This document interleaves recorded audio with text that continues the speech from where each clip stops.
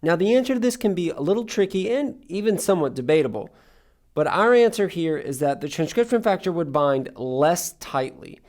Now, it probably wouldn't bind more tightly in this scenario because we set it up as the protein binds this sequence really well, and then we change that sequence. So we wouldn't expect the protein to be able to, at the very least, bind as well.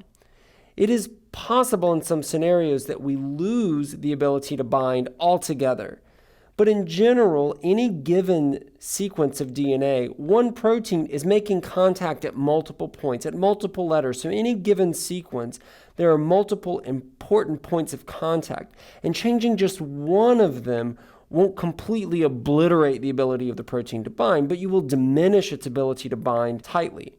So if we deleted this whole sequence altogether, at that point we're looking at something where the transcription factor wouldn't bind at all. Now, as is true for virtually everything in biology, there are exceptions to every rule, and there may be a scenario out there where you delete one letter and the whole protein can't bind anymore. And we'll even talk about different scenarios at some point where one change in the letter might actually result in a higher affinity binding, the protein binding more tightly. But for right now, our basic purposes, we just wanted to emphasize the point that proteins bind specific DNA sequences, and when we change those sequences or when they're different or not optimal, that the protein usually binds less tightly. There's less of an affinity because we're talking about chemistry here.